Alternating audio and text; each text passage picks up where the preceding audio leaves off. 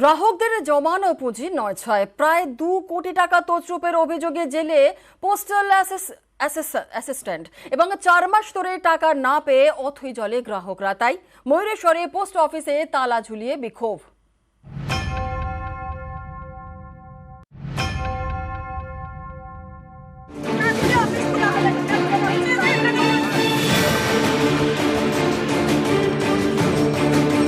বীরভূমের ময়ূরেশ্বরে sub post office.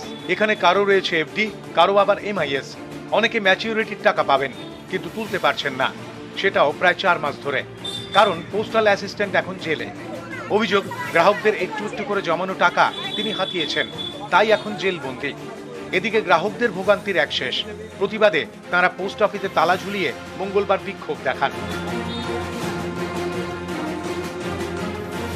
সরকার চোর পুষে রাখে, সে চুরি করবে আর জনগণ ভোগ করবে, জনগণ তার সাজা পাবে। জনগণ আপনার কত টাকা গেছে? আমার 5 লাখ টাকা গেছে। কি বলছে পোস্ট অফিস এখন? পোস্ট অফিস কোনো উত্তরই নাই। এর কি ফাইসলা করবে, সেই ফাইসলা হবে, তারপরে তালা খোলা হবে।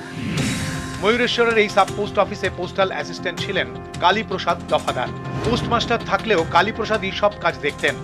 গ্রাহকদের থেকে টাকা জমা নিয়ে রসিদও দিতেন। গত ফেব্রুয়ারি মাসে দুর্নীতির অভিযোগ প্রথম সামনে আসে। এক গ্রাহক টাকা তুলতে গিয়ে দেখেন তার অ্যাকাউন্ট ফাঁকা। অভিযোগ, এভাবেই গ্রাহকদের প্রায় 2 কোটি টাকা গায়েব করেছেন পোস্টাল অ্যাসিস্ট্যান্ট কালীপ্রসাদ দফাদার। এপ্রিল মাসে তাকে গ্রেফতার করে পুলিশ। এই সাব পোস্ট অফিসে নতুন পোস্টমাস্টার এসেছেন, কিন্তু গ্রাহকদের উদ্বেগ কাটছে না, কারণ জমানো পুঁজি কেউই তুলতে পারছেন না। এর প্রতিবাদে তাই পোস্ট অফিসের গেটে তালা ঝুলিয়ে বিক্ষোভ। দিন 15 পর আপনাদের টাকা দিব, সবে টাকা হয়ে পর টাকা মাসে 3 মাস হয়ে গেল, এখন আমাদের টাকার কোনো প্রোগ্রামই নাই। এসে জিজ্ঞেস করছি, বলছি আমরা জানি না। পোস্ট অফিসে যে কোনো লোককে তালা কাটা লাগিয়েছে আজকে? তালা আমরাই লাগাইছি।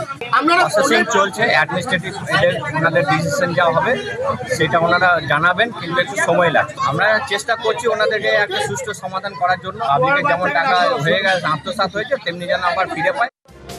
রামপুরহাট থেকে অক্ষয় ধীবর, নিউজ 18 বাংলা।